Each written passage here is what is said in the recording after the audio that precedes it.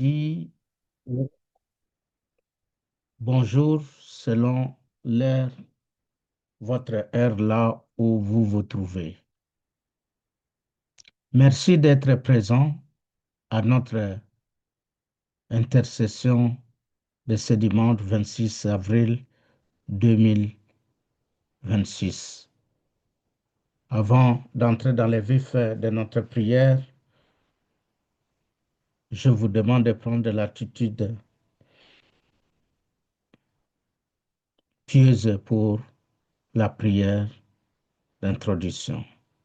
Seigneur notre Dieu,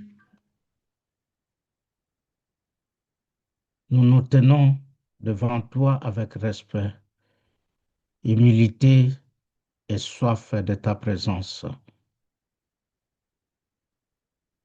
Nous ne venons pas par habitude devant toi ni par devoir religieux, ni par devoir spirituel, mais parce que tu nous appelles à veiller, à prier et à intercéder. Purifie nos cœurs, sonde nos pensées, nos intentions, nos voix. Retire de nous toute légèreté en ce moment, toute distraction et surtout toute tiédeur spirituelle. Donne-nous, Seigneur Dieu, la concentration. Nous confessons que sans toi, nos prières sont des paroles vides, mais avec toi, même un soupir devient une intercession puissante. Aujourd'hui, encore une fois, Seigneur, nous choisissons de nous préparer chaque jour, car nous savons que nous nous irons comme nous avons vécu. Rends-nous sobres dans l'esprit, fidèles dans la marche et vigilants dans la prière.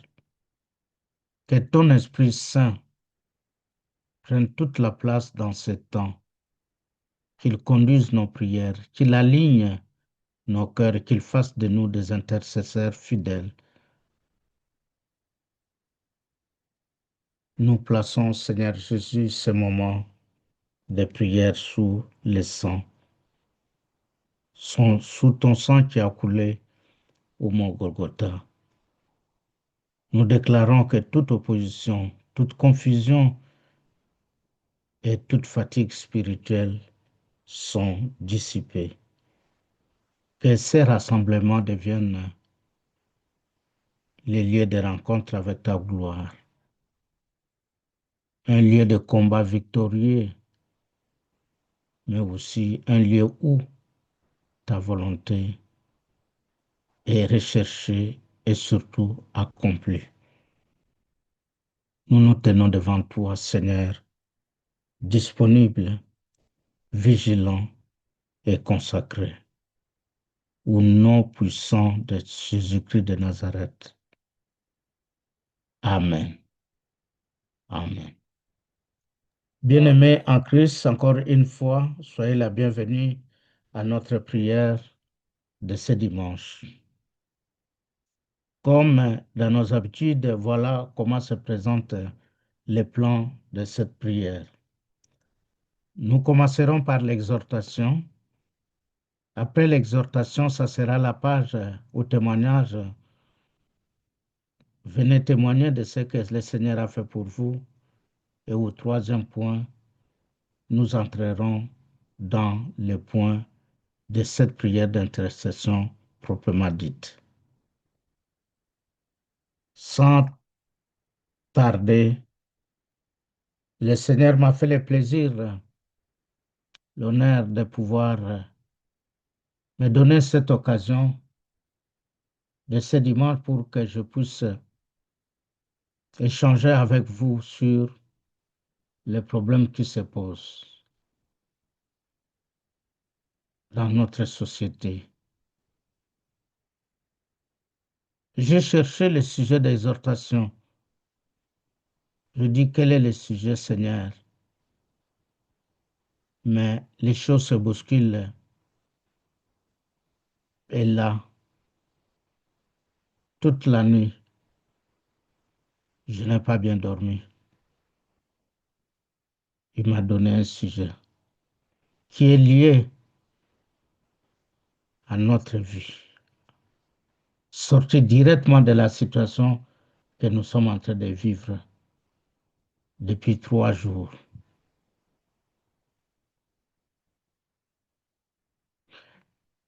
Nous avons intitulé, en référence au verset biblique que nous allons vous présenter tout à l'heure, notre exhortation, c'est se préparer chaque jour, car on s'en va comme on a vécu.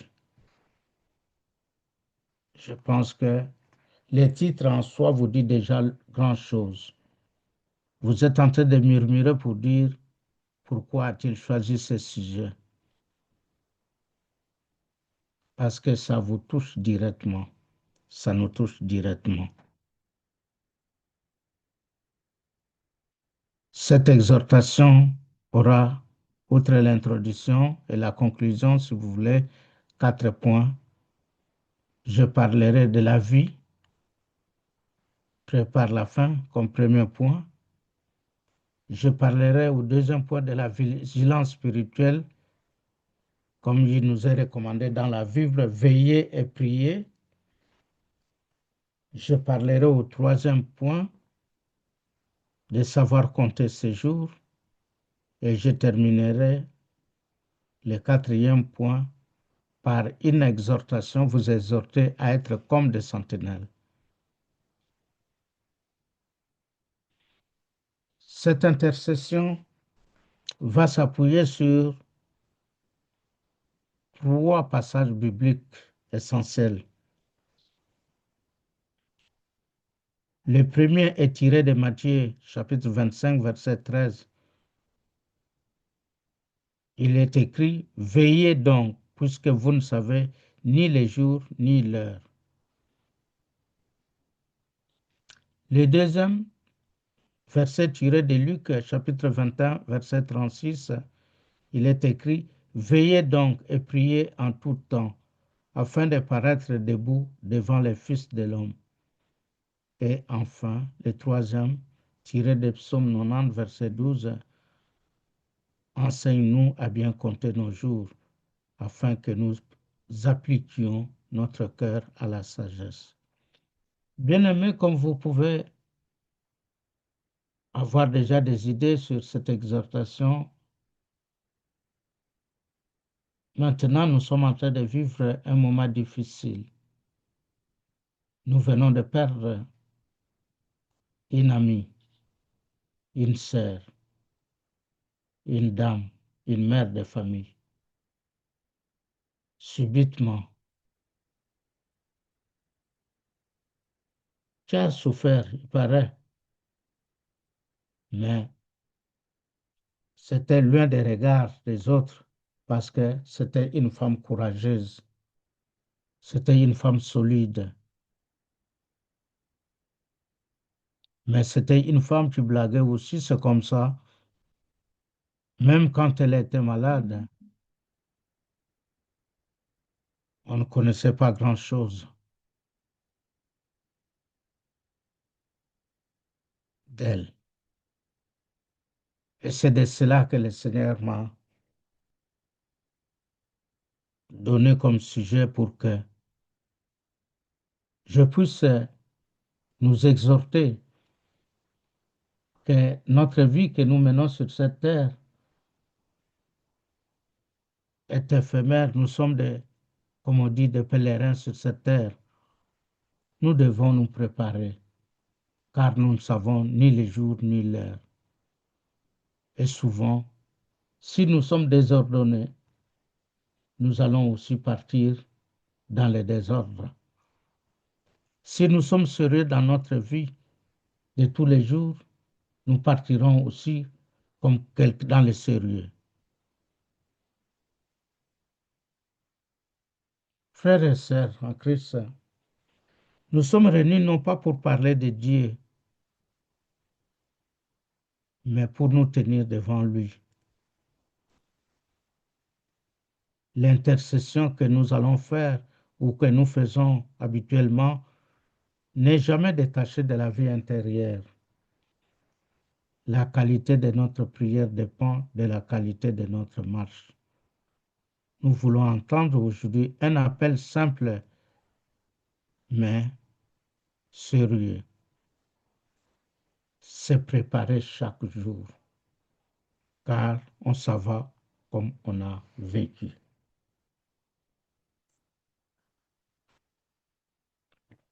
Elle est partie comme elle a vécu. Premier point dont je dis, la vie prépare la fin. La Bible ne sépare jamais la fin de la vie. Elle nous enseigne, comme nous le savons, que chaque jour, c'est une sémence. Une vie négligente prépare une fin fragile. Une vie vigilante prépare une rencontre paisible. Et une vie sans prière affaiblit l'intercession.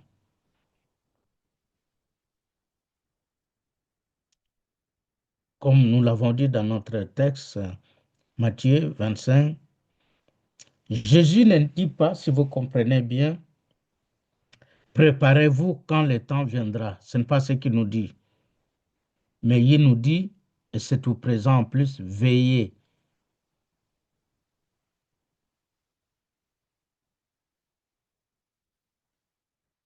Il nous demande de nous préparer chaque jour,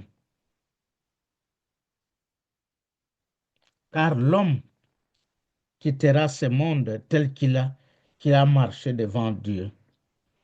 Ici, bien-aimés, je voudrais encore une fois nous rappeler que nous devons vraiment nous préparer. Il n'y a pas de brouillon dans la vie. Il n'y a pas de brouillon dans la vie. Si vous avez fait du mal à quelqu'un, n'attendez pas les derniers moments pour venir chercher à vous confesser. Vous ne savez même pas si vous aurez le temps de lui demander pardon. Pour éviter de partir avec les remords et que là où vous irez, qu'on vous puisse vous demander, mais pourquoi avez-vous fait ceci? Pourquoi avez-vous commis telle infraction, tel péché, ainsi de suite. Nous devons nous préparer chaque jour et nous devons prendre la vie au sérieux. Souvent, lorsque vous regardez de près certaines maladies que nous contractons, la cause, c'est nous-mêmes. C'est une négligence de notre part. Nous savons tous que fumer, ça peut effectivement conduire à des cancers, comme les spécialistes nous le disent. Nous le savons. On nous tape sur les nerfs chaque fois. Mais il y a des gens qui continuent à fumer et à fumer sérieusement. Il y a des corps de métier qui viennent travailler chez nous et ils sont en deux et les deux fument, vous n'avez aucune idée. Alors, moi, je m'amuse toujours avec un. Je lui montre même le paquet de sa cigarette, ce qui est écrit. La cigarette tue. Alors, quand je dis, par amour, je dis, donne-moi le paquet, il sait de quoi je vais parler. Il dit, oui, je sais que c'est comme ça, mais bon, je m'en fous.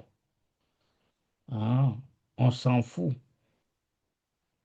parce qu'il sent le besoin de fumer. Mais les jours où il sera dans un lit de malade à l'hôpital, il ne parlera plus de la même façon. Je m'en fous. Il est temps pour lui de se préparer à ne pas fumer, d'arrêter de fumer.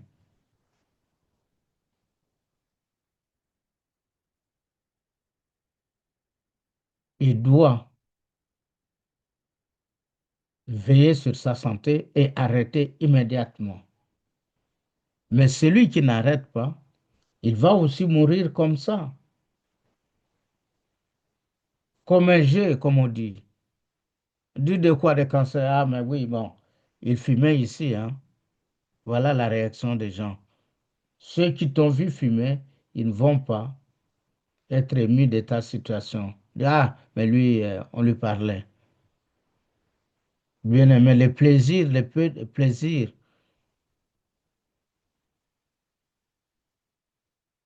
que nous avons aujourd'hui sur cette terre peut s'arrêter à tout moment. Peut s'arrêter à tout moment. Il n'y a pas de brouillon dans la vie. Il n'y a pas de brouillon. Il n'y a pas de brouillon. Je vais donner un exemple ici quand je parle de brouillon. Certains de nos compatriotes qui sont venus étudier en Europe, comme nous, ils avaient préparé leur retour et ils avaient acheté, certains ont acheté des véhicules, voitures, congélateurs, tout en neuf que nous allons utiliser au pays après leurs études. Mais aujourd'hui, certains, 30 ans, après avoir terminé les études, ils ne sont jamais rentrés. Certains ont vu que leur voiture était déjà abîmée. C'est métal, hein? C'est du métal. Ils ont payé pendant 20 ans, 10 ans, 5 ans un véhicule qui était parqué quelque part, parfois sans aller les réchauffer, et en fin de compte, le véhicule n'était plus utilisable. Ils devraient les jeter. Il en va de soi pour les femmes, les assiettes, les casseroles. Je vais utiliser, bien fermé.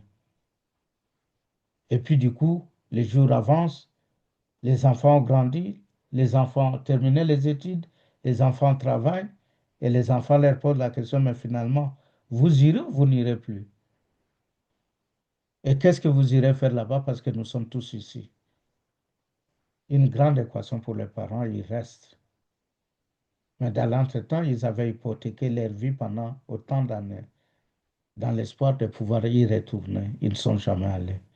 Donc, ils ne vivaient pas, comme on dit en Europe, parce qu'ils disaient, nous allons vivre lorsque nous rentrerons chez nous. Une vie de parenthèse. Et parmi ceux-là, il y en a qui nous ont quittés aussi. Alors les gens se posaient la question, mais voilà, il n'a pas fait la vie, il n'a pas vécu. Ici, on lui disait, il faut vivre, tu es ici. C'est un pays, c'est un village comme tous les autres, comme chez toi, tu veux aller. Tant que tu es ici, vis comme si tu faisais toute ta vie ici. Ils ne voulaient pas. Maintenant, ils sont partis, ils ont tout laissé. Bien-aimés, nous devons, en tant que chrétiens, nous devons avoir toujours cette réalité à l'esprit, de dire que nous ne resterons pas éternellement, mais de pouvoir savoir comment vivre et bien vivre. Un intercesseur que nous sommes tous ne peut pas veiller pour les autres s'il dort spirituellement, ne peut pas combattre s'il ne tient pas lui-même la vérité. Un intercesseur doit demeurer toujours vigilant. Et nous, en tant que chrétiens, nous devons demeurer vigilants dans notre façon de voir les choses, dans notre façon de vivre, dans notre façon de nous comporter là où nous sommes. N'insultez pas quelqu'un. Ne cherchez pas à mener un combat charnel d'ailleurs contre quelqu'un. Ça n'a pas de sens. Ne parlons pas trop inutilement. Ne voyez pas seulement le mal chez l'autre, mais pas chez vous. Mettez cette, comme je dis, presque cette évidence que la manière que nous vivons ici, ça sera aussi de la même manière que nous allons quitter cette terre. Préparez-vous. Si vous êtes en conflit avec le voisinage, tout le monde, sachez que les jours où vous allez quitter la terre, vous serez en conflit avec tout le monde.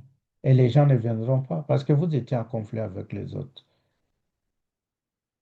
Heureusement que vous ne le voyez pas parce que vous serez partis. Bien-aimés, préparons-nous. Deuxième point, nous parlons de la vigilance spirituelle et nous disons veiller et prier. Vous sentez Jésus est en train de lier ici vigilance et prière. Ne pas laisser tomber un aspect. Demeurer vigilant et dans la prière. C'est que nous retirons de Luc chapitre 21, verset 36, quand il dit, veillez donc et priez en tout temps. Il n'y a pas un bouclier qui soit efficace dans nos vies que le nom, le sang de Jésus-Christ de Nazareth. C'est lui qui peut nous protéger. C'est son sang qui a coulé là, au mont Golgotha. C'est lui qui peut nous protéger. Vous voyez, même tous ces gens, les présidents, hein, les chefs d'État, ainsi de suite, ils ont des gardes-corps qui sont des militaires bien armés, tous ceci jusqu'aux dents. Mais les jours où le Seigneur leur dira c'est fini, ils vont partir et ils laisseront tous ces gardes-corps. Ne sauront même pas arrêter la mort à ce moment-là. Ils ne sauront pas arrêter la mort. Donc on peut prier sans veiller, mais on ne peut pas intercéder sans vigilance. Bien-aimés, ne vous fatiguez pas pour prier. Ne vous fatiguez pas. La prière va vous sauver. Ne soyez pas des intercesseurs distraits. Vous devez être un intercesseur vigilant qui discerne les temps, les combats et les urgences. Vous devez avoir cette capacité de discernement. Qu'est-ce qui est urgent et qu'est-ce qui ne l'est pas?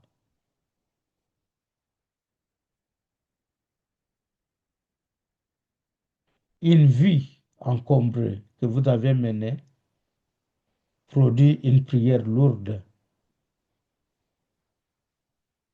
tandis qu'une vie disciplinée produit une prière tranchante. Bien-aimés, préparons-nous.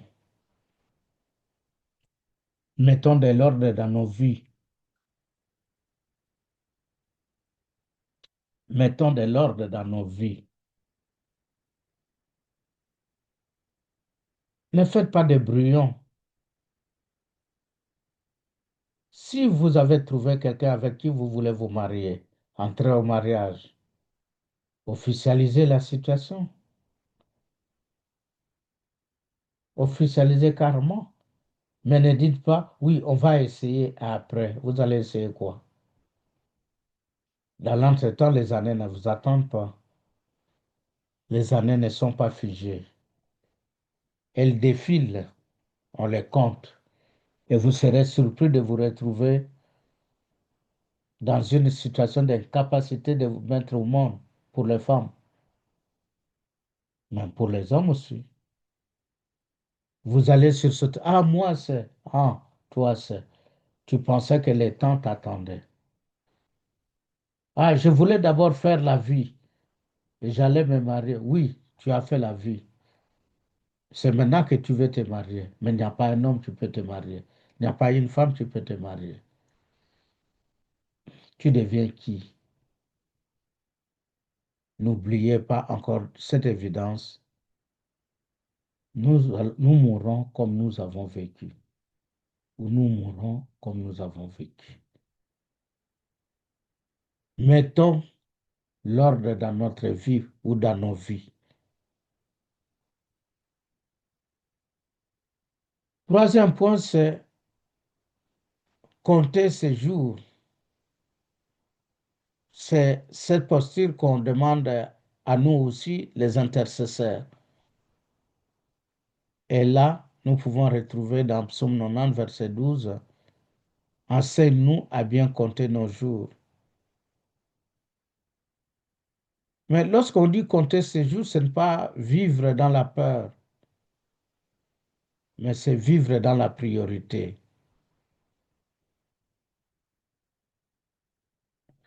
Un intercesseur qui croit avoir toujours du temps reporte la consécration et repousse l'obéissance.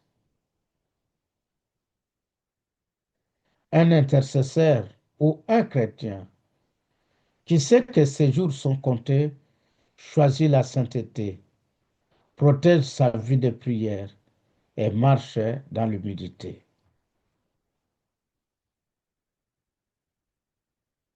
Il suffit de regarder autour de nous comment les gens vivent. Et il suffit aussi de regarder autour de nous comment ces personnes nous quittent. Ça doit nous interpeller. Comme nous savons que nous ne sommes que des pèlerins sur cette terre, il est important que nous puissions choisir la sainteté au lieu de rester dans le monde des pécheurs. La sainteté, nous devons chercher la protection.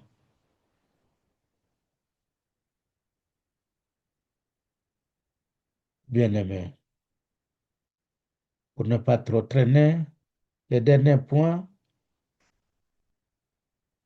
c'est celui de faire de vous des sentinelles, de faire de nous des sentinelles, nous, le groupe. Nous sommes appelés à être des sentinelles spirituelles avec un corps éveillé et un autel vivant. Bien-aimés, sachez que si le groupe vit dans la division, notre intercession sera bloquée. Si notre groupe vit dans la superficialité, le feu du Saint-Esprit va s'éteindre. Et si notre groupe va dans la sanctification, l'autorité sera augmentée. Bien-aimés en Christ, comme je l'ai dit à l'introduction, c'est une personne. Donc, cette exhortation est issue justement de cet ami qui vient de nous quitter. Dans la discrétion, mais avant de nous quitter, si on vous relate son comportement,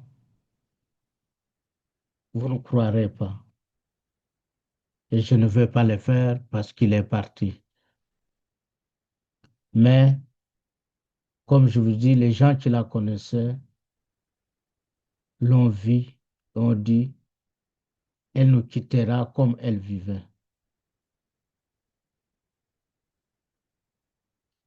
Oui, elle nous quittera comme elle a vécu, dans la joie comme dans la tristesse. Et ce n'est pas un cas, parce que c'est deux cas. Je parle d'une femme, mais il y a une semaine bien là, il y a un homme proche de nous, parce que son épouse est amie à mon épouse. Et voilà que l'homme aussi, de la même façon, c'est-à-dire vraiment comme ils menaient leur vie, ils sont partis comme ça. Surtout la femme ici, je n'arrive pas à me réaliser, je ne me réalise pas encore. Quand on nous envoie les faire part, j'ai vu sa photo, je dis, ah bon? Donc c'est vrai. Donc c'est vrai. Imaginez quand elle était malade, en question, il paraît, et je dirais même, selon les messages qu'on a eus, à peine 2 semaines, elle avait téléphoné à une amie à elle, une femme qui est tout près de chez nous ici, et il lui a dit, les gens ont crié sur moi pour dire que j'étais malade, je vais mourir, je vais mourir. Maintenant que le médecin m'a dit que ça va, je pense que je suis guéri, je prends le téléphone et je commence à les insulter, toutes ces personnes qui disaient que j'étais malade. Je vais les insulter toutes. Et la personne à qui elle s'adressait lui a dit, surtout n'ose pas faire ça. N'ose pas faire ça, s'il te plaît. Où est-ce que tu as entendu des situations comme ça se produire? Tu es toujours, toujours. C'est comme au début, tu n'as jamais changé et pourtant tu as des enfants, des petits-enfants. Tu n'as jamais changé. Tu veux des conflits avec tout le monde.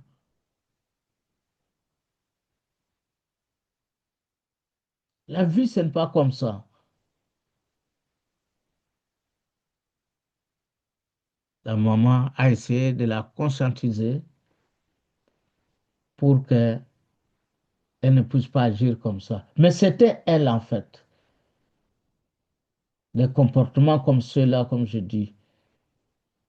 Donc, voilà, jusqu'à la dernière minute, il continuait à afficher des comportements qu'elle avait lorsqu'elle était encore jeune. Mais ça sert à quoi des attitudes comme celle-là? Arrêtez-vous un moment, regardez votre vie, comment vous menez la vie, et dites-vous non, j'essaie de corriger, de changer. Ça fait très mal, bien-aimé. Ça me fait très mal. Non pas seulement le départ, mais de voir que elle part vraiment comme elle vivait, ou il partent comme ils vivaient, avec les péchés, leurs péchés à eux, avec toutes les blagues, avec des conflits.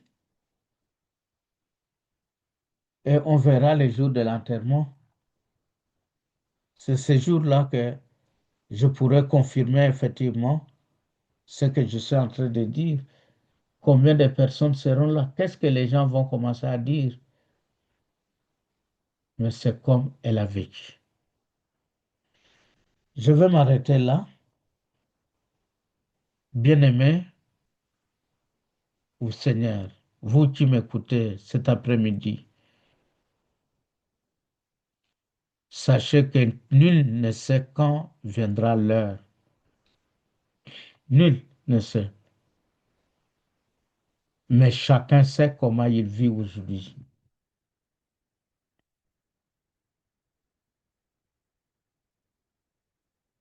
Retenons cette vérité. Telle est la vie, telle est la fin. C'est préparer chaque jour, car on s'en va comme on a vécu. Si vous m'avez écouté, que Dieu vous bénisse. Merci. Voilà, nous venons de terminer notre premier point concernant l'exhortation. Maintenant, je vous convie au second point, ce sont les témoignages. C'est la page, nous ouvrons la page des témoignages. Témoigner, c'est venir raconter ce que le Seigneur fait dans votre vie.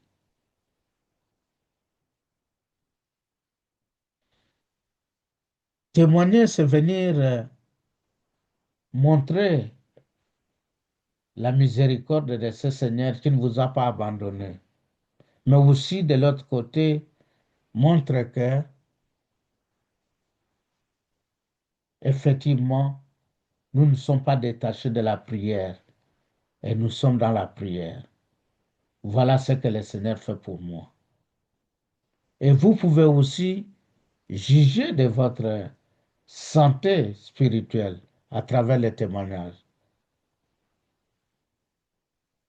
Est-ce que parfois ça ne nous gêne pas d'entendre presque les mêmes gens qui viennent témoigner?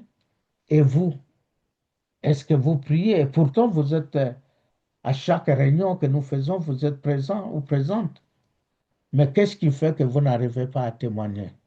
Le Seigneur ne vous a jamais visité. Il n'y a rien qui a été marqué par votre foi dans votre vie. Ne pouvez-vous pas expliquer vos échecs et vos joies à travers les témoignages? Bien-aimé en Christ, je ne vais pas parler très longtemps. Les protocoles demeurent les mêmes. Soit vous entrez dans les chats, vous levez votre main, soit vous écrivez votre question, mais l'approche la plus simple, c'est prendre la parole et nous donner votre témoignage. Ayez le courage de témoigner parce que ça montre bien que vous priez et que le Seigneur a entendu vos prières. Que le Saint-Esprit vous ouvre l'esprit, éloigne l'esprit de timidité en vous et vous donne le courage de pouvoir témoigner. Je m'arrête là. Merci. Tu commences.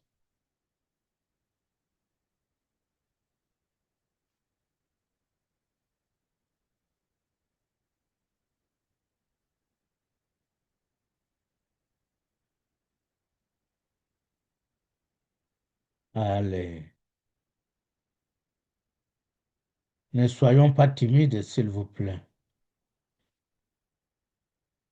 Ne soyons pas timides.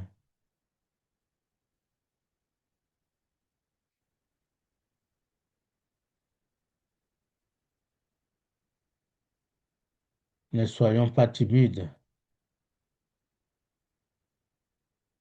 Allons-y.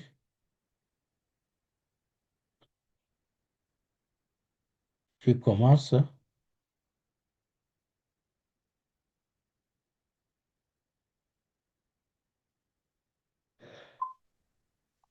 Bonsoir, Bonsoir.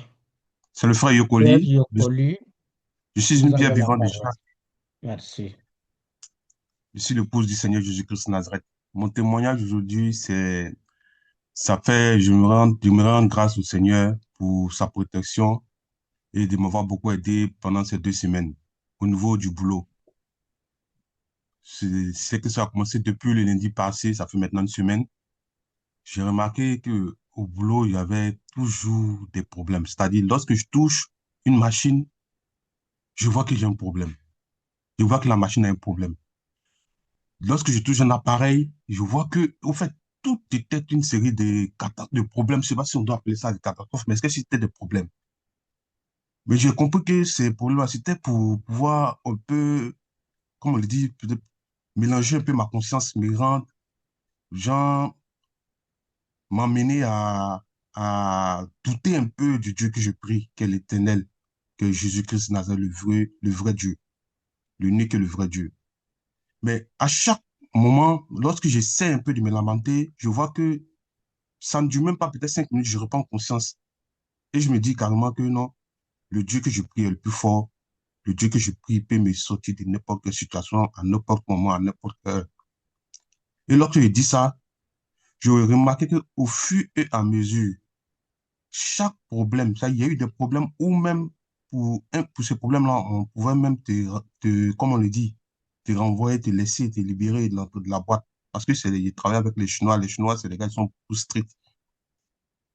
Pour chaque problème, ça, j'ai réussi pendant 2 semaines, mais à chaque fois qu'il y a un problème, pendant plus de 2 semaines, c'est, comme on le dit, c'est après la semaine passée, là, juste que ça s'est calmé. Sinon, tout ce temps, c'était seulement que des problèmes. Je vu que c'était peut-être les épreuves ou c'est des attaques, mais à chaque moment que j'invoquais le nom de Dieu, du Dieu Tout-Puissant, Jésus-Christ de Nazareth, j'ai vu qu'à chaque moment, il arrivait chaque fois à sortir victorieux de ces problèmes-là ou de ces épreuves. Et j'aimerais rendre grâce à Jésus-Christ parce qu'il était toujours avec moi. Et ma foi, j'ai pu encore que ma foi puisse encore augmenter, pour que j'aie encore plus de foi envers le Dieu véritable que Jésus-Christ de Nazareth. Merci, c'est mon témoignage. Merci beaucoup, frère Yokoli, pour ce témoignage. Oui, Dieu est présent. Il nous écoute, mais c'est nous qui sommes distraits. C'est nous qui sommes distraits. Dieu nous écoute. Oui, merci, que Dieu vous soutienne, frère Yokoli, et qu'il continue à vous guider, surtout à répondre à vos appels. Merci. Sœur Gisèle, vous avez la parole, s'il vous plaît. Shalom, shalom. Shalom. Je suis la sœur Gisèle. Donc, je suis une pionnière exemple, épouse de Jésus-Christ. Que le Seigneur vous bénisse, le peuple Amen. de Dieu.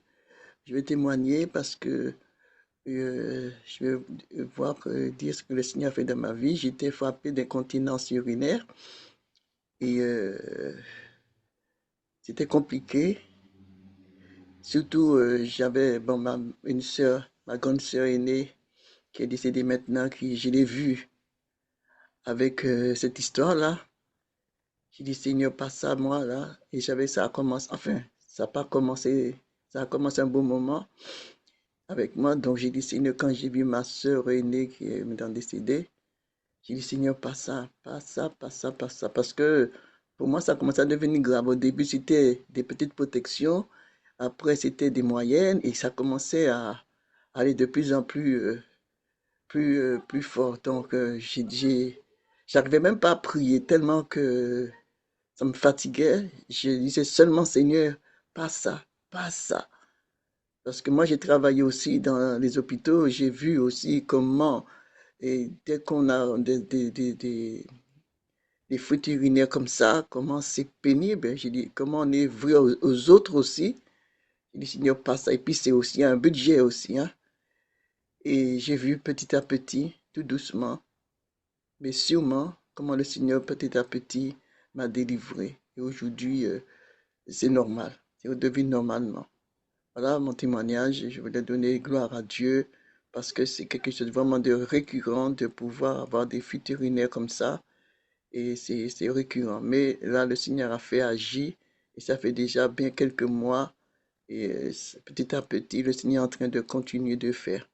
Je dis merci au Seigneur et merci aussi aux enseignements qu'il nous donne aussi d'avoir la foi en ce Dieu-là.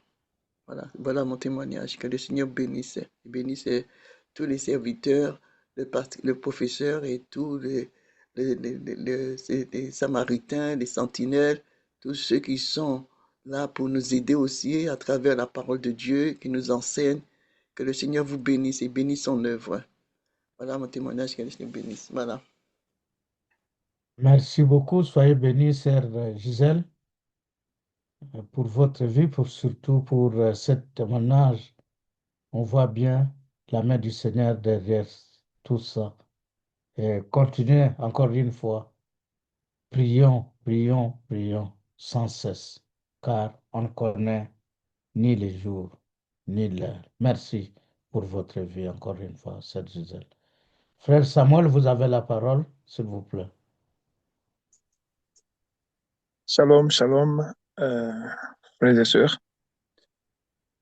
Je voulais rendre gloire à Dieu pour la guérison qu'il m'a accordée, Amen. parce que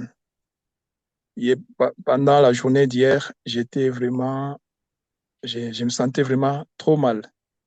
J'avais un grand céphalée, donc un maux de tête vraiment qui était très grave. Depuis le matin déjà, quand je partais au travail, je me sentais trop mal. Mais gloire à Dieu, lorsque je me suis seulement rappelé qu'il fallait que je commence à réciter en boucle le, le nom de Jésus, le sang de Jésus plutôt. Et j'ai commencé à réciter intérieurement le sang de Jésus, le sang de Jésus, le sang de Jésus, jusqu'à ce que le soir, lorsque l'émission de ce soir, d'hier soir a commencé, j'étais toujours en train de réciter comme ça. À un moment, j'ai commencé à sentir comme si, parce que la tête me faisait vraiment trop mal, j'ai commencé à sentir comme si la douleur commençait déjà à s'apaiser depuis la tête et puis ça descendait vers le thorax jusqu'au pied. Et donc aujourd'hui, je me sens vraiment très bien. Je rends gloire à Dieu pour la guérison qu'il m'a accordée. C'est ce qui a été Amen. mon témoignage d'aujourd'hui. Merci beaucoup. Merci, merci, frère Samuel. Que Dieu vous bénisse et qu'il continue encore une fois à opérer des miracles dans votre vie. Mais pour cela aussi, il attend de vous d'être toujours fidèles dans cette prière. Préparons-nous. Nous ne savons ni le jour ni l'heure.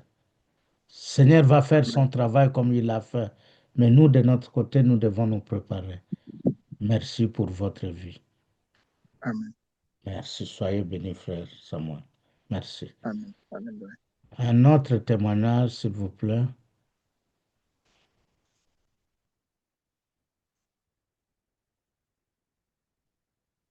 Lorsque vous priez seul.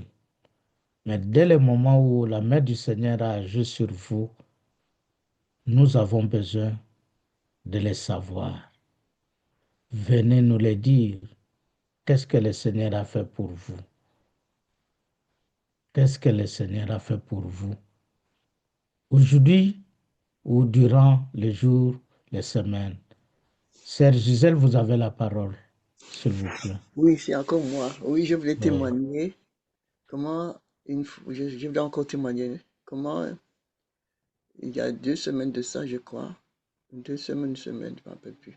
Mais enfin, bref, je suis parti avec ma petite fille. Donc, on est parti, j'allais faire les courses.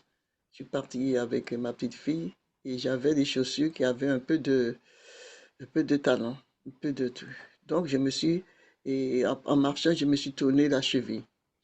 Du coup, comme je devais marcher à pied, du coup, j'ai changé de chaussures, puis je suis parti, on a marché, on a fait ce qu'on avait à faire et tout avec ma petite fille et on est rentré à la maison. Enfin, j'ai tout fait ce que j'avais à faire dans la journée. Et l'après-midi, je me suis dit, je vais m'allonger et me reposer un peu. Et jusqu'à là, j'avais pas mal. Et du coup, je me réveille, je sens la douleur. J'ai dit, c'est pas possible. Je sens la douleur aux chevilles. Et du coup, j'ai dit, là, je pourrais pas marcher.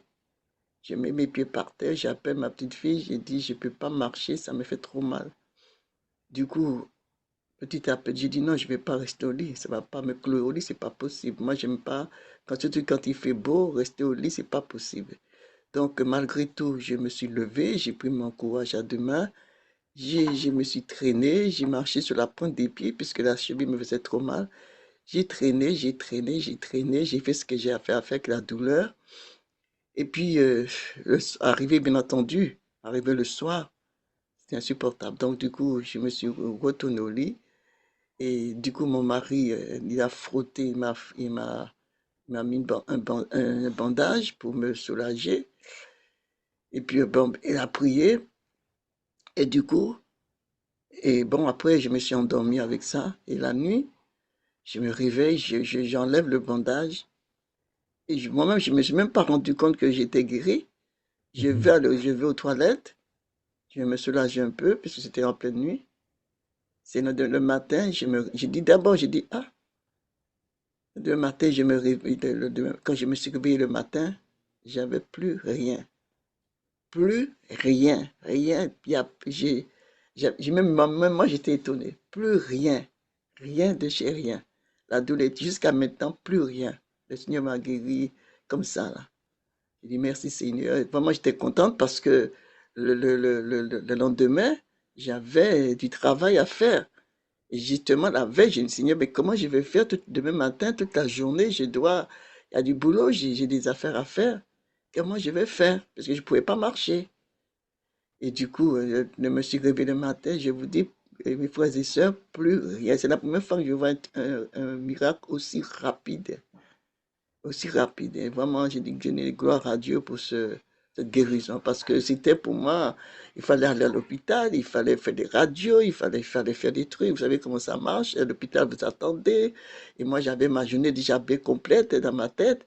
Et là, la veille, là, comme ça, là. Et du coup, le Seigneur m'a béni. J'ai pu faire tout ce que j'ai à faire jusqu'à aujourd'hui, mes frères et sœurs.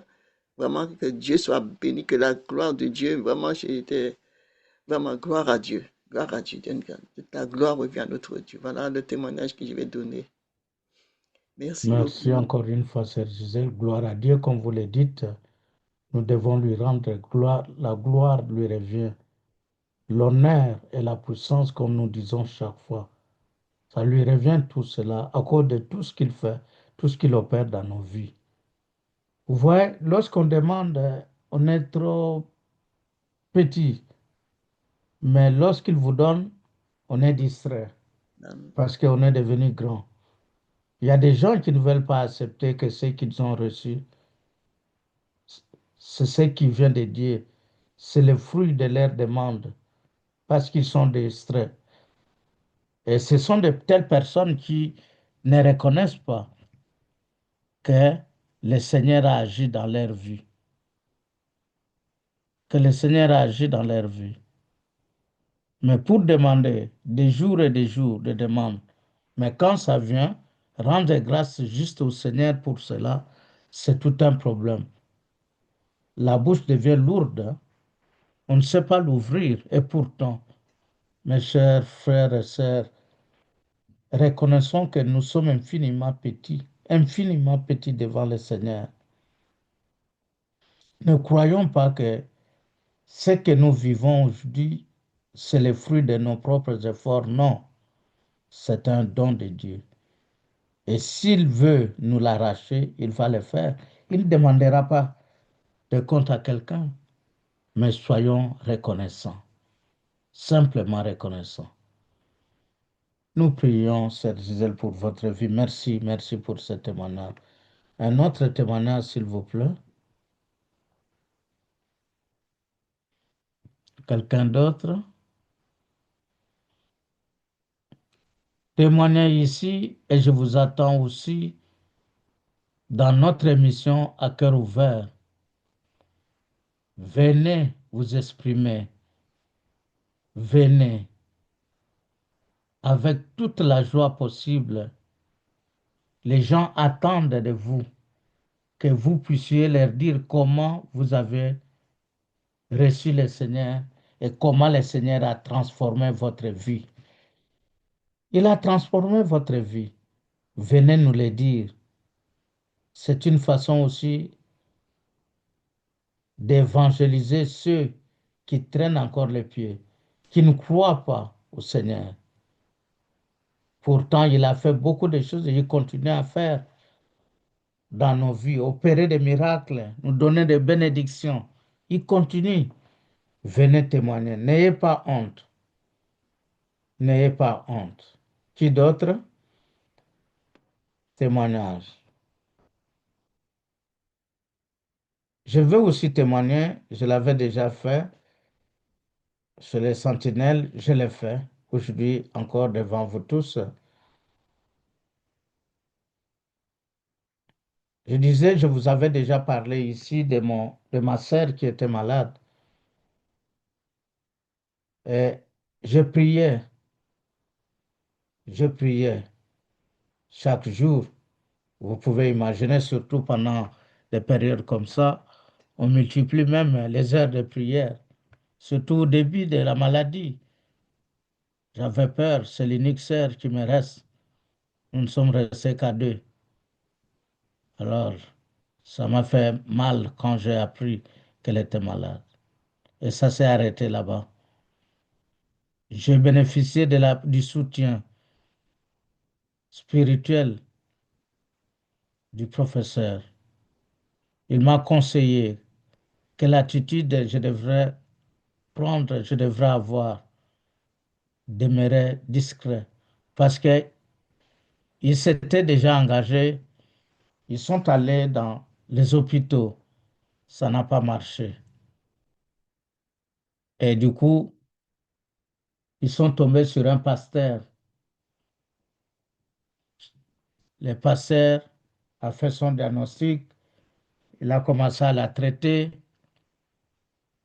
Après le traitement a duré une semaine. Après le traitement, le pasteur dit c'est bon. Et puis une semaine aussi de repli, la sœur se disait elle était guérie, soulagée. Mais après une semaine, la situation est redevenue comme avant. Et j'étais très découragé. Mais elles ne se sont pas arrêtées là-bas. Elles ont encore cherché. Elles ont trouvé encore un autre, cette fois-là, une femme pasteur. Elle a fait son diagnostic aussi. Elle a commencé à les traiter. Et cette fois-là, j'ai dit, je dois lui parler. Je lui ai parlé. Parce que je voulais d'abord savoir comment va-t-elle traiter. Ce ne sont pas des rituels. Comment? Ah, elle m'a expliqué qu'elle était pasteur, qu'elle mélange en fait la prière avec, je dirais, la médecine traditionnelle. Qu'elle ne pouvait pas commencer son travail sans prier et ce qu'elle prend comme produit qu'elle donne, c'est ce qu'on lui dit de prendre. Je dis oui et j'ai reporté cela au professeur qui m'a donné les conseils qu'il fallait faire et c'est ce que j'ai fait. Ma sœur ne connaît pas ma spiritualité, elle ne connaît pas parce qu'on s'est séparé avec elle depuis de nombreuses années d'ailleurs. Mais je l'ai quand même vue dernièrement. Au mois de décembre, j'étais avec elle pendant un jour. Non, elle ne connaît pas ma spiritualité. Alors, voilà qu'en même temps que ma sœur partait chez la pasteur, là, elle prie chez les catholiques et continue à prier chez les catholiques. Alors, chez les catholiques, dans leur église, ils ont des séances de délivrance. Mais il faut d'abord suivre la prière, une semaine de prière. Et après, le prêtre va vous dire tel jour, ça sera, pardon, votre jour de délivrance. Et pour elle, c'était le vendredi. Elle est partie et dès qu'elle arrive là-bas, devant le prêtre la regarde et dit, Madame, tu es délivrée. Tu es déjà délivrée, je ne peux rien faire pour vous parce que tu es déjà délivrée. Mais ta délivrance, ça ne vient pas de moi. Ta délivrance vient de ton frère. Tu as un frère qui prie beaucoup pour toi. Et c'est sa prière qui t'a délivré. Ce n'est pas moi. Donc, tu peux rentrer, je n'ai rien à faire. Que Dieu vous bénisse. Alors, la sœur est venue, me téléphone, mais elle ne m'a pas dit ça d'abord. Elle a commencé à me remercier. Merci, merci. Moi, je lui pose la question, pourquoi tu me remercies? Qu'est-ce que j'ai fait? Et elle me dit, c'est pour tes prières. Je n'ai pas compris. Et puis sa fille qui était à côté lui a dit, non, oncle, voilà. Elle m'a expliqué ce que je viens de vous expliquer. Elle dit, quand nous sommes allés là-bas, le prêtre catholique là nous a dit que maman était déjà délivrée et c'est vous qui l'avez délivrée par vos prières et qu'elle n'avait rien à faire. Donc vous priez beaucoup, oncle. C'est la question qu'elle m'a posée. Je ne lui ai même pas donné la réponse. Je dis, je prie comme vous. Voilà, bien aimé, sans que les prêtres me connaissent, qu'on soit en contact, sans que ma sœur le sache, ma prière l'a délivrée. Et si moi, je peux prier pour que ça puisse délivrer quelqu'un, pourquoi pas vous? Pourquoi pas vous? Et surtout, pourquoi pas nous qui sommes rassemblés les dimanches comme ça? C'est comme ça que je vous demande toujours, bien-aimés, de venir, d'enlever, d'éloigner de vous la distraction lorsque vous venez les dimanches pour la prière d'intercession. Venez concentrer. Le Seigneur entend. Voilà, milliers de kilomètres qui nous séparent avec ma sœur, mais je fais la prière ici et cette prière agit. Vos prières peuvent aussi agir. Voilà mon témoignage que je voulais partager avec vous aujourd'hui. Frère Lengani, vous avez la parole, s'il vous plaît. Oui, bonsoir. Bonsoir. Je suis une pierre vivante de Jasper et je suis l'épouse et le Saint Jésus de Nazareth. Je rends grâce au Seigneur pour la grâce qu'il m'a faite, pour tout l'accompagnement qu'il a eu à mon égard depuis 7 ans. Ce n'était pas facile à mon niveau, mais depuis dans les années 2024, j'ai commencé à voir la grâce du Seigneur opérer sur moi. J'ai connu le groupe en 2025 et depuis que j'ai connu le groupe, je n'ai eu que grâce sur moi seulement. J'avais eu la prophétie et que j'allais rencontrer un prophète. Mais quand j'ai eu le groupe, le jour où j'ai commencé à suivre le groupe, j'ai compris que le Seigneur m'a exaucé. Et je n'avais pas trop d'endroits où je pouvais m'exprimer. Mais je remercie aujourd'hui le Seigneur parce que je ne pouvais pas trop m'exprimer. Parce que et c'était trop difficile à mon niveau. Les années passées, le travail n'était pas stable, la situation financière était trop difficile, les problèmes, je ne savais pas où me retourner. Mais je rends grâce à Dieu. Je rends grâce à Dieu. Aujourd'hui, je peux m'exprimer. Et que le Seigneur rende toute la gloire, la grâce à ce groupe pour tous les bienfaits qu'il a fait pour nous. Parce que vraiment maintenant, et je peux dire que ma vie est devenue stable. Je rends grâce à Dieu. Maintenant, j'ai eu un travail en 2025 et maintenant, c'est un travail stable. Je vois que le Seigneur m'accompagne vraiment partout. Dans mon travail, je vois que le Seigneur m'accompagne. Dans les situations où je vois les problèmes, maintenant avec les prières, tous les accompagnements du groupe, avec les prières que nous faisons, je rends grâce au Seigneur. Je rends grâce au Seigneur. Et c'est comme je vous disais, je ne pouvais pas trop m'exprimer. C'est la grâce que le Seigneur m'a donnée aujourd'hui de pouvoir m'exprimer. Si je si j'ai pas pu bien m'expliquer aujourd'hui, et essayer de me comprendre. C'est avec joie que je voulais m'exprimer, mais avec le temps, tout va venir. Tout va venir. Je vois que mes rêves sont devenus sont devenus très clairs maintenant et des fois même quand je sors, je vois que des fois que on dirait que j'avais déjà vécu ces genres de réalité dans mon travail et des fois quand je sors, c'est comme si j'avais déjà vécu ces genres de vie-là. Bon, je comprends pas trop, mais je sais que le Seigneur m'accompagne. Je sais que c'est grâce à l'accompagnement du Seigneur que la gloire, que toute cette gloire est à moi. Et je remercie le Seigneur et que la bénédiction du Seigneur soit toujours sur nous et que le Seigneur nous accompagne.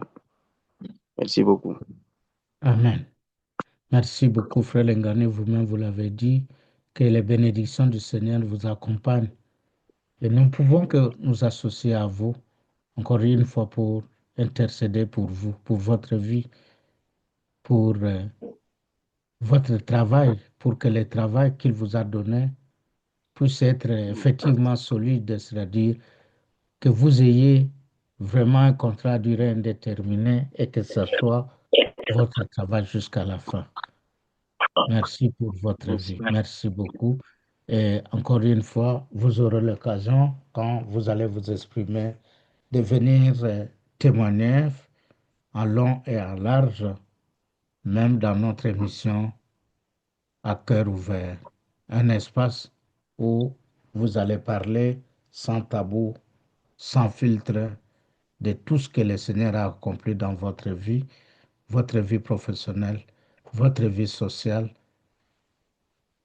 C'est les jeudis, chaque jeudi, de 22h30 à 23h30. Que Dieu vous bénisse. Merci. Un autre témoignage, s'il vous plaît. Un témoignage. Un autre témoignage. Bien. Je vois qu'il n'y a plus de témoignages. Voilà. Pour aujourd'hui, nous allons nous arrêter là pour les témoignages. Mais comme je vous dis, vous avez l'occasion de vous exprimer, cette fois-là sans tabou, pendant au moins 1 heure sur les manifestations de votre foi. Parce que les témoignages que nous faisons n'est autre chose que les résultats de notre foi. Nous croyons à notre Dieu, à notre Seigneur.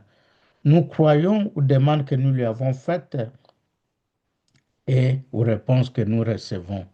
Nous croyons que notre vie, la façon que nous menons notre vie aujourd'hui, ce que nous avons chez nous, à la maison, cette maison, cette richesse, cette force, la santé, cette femme, cet homme, les enfants, tout ça, ce sont les cadeaux qui sortent et qui viennent du Seigneur. Venez, grâce à votre foi, venez les témoigner pour que quelqu'un qui ne croit pas, qui cherche des preuves que le Seigneur existe bel et bien et qu'il se manifeste dans nos vies, cette personne-là, à travers vos témoignages, sera convaincue et pourra aussi à son tour entrer, prier dans les groupes, comme vous le dites, comme vient de le dire les frères Lengani, entrer dans les groupes, commencer à prier, parce qu'il dit, c'est là où se trouve Dieu. Dans ces groupes-là, Dieu est véritablement là, entrez-y. Merci bien-aimé pour vos témoignages. Nous allons maintenant fermer la part témoignage pour passer à notre troisième point, qui est la prière d'intercession proprement dite de ces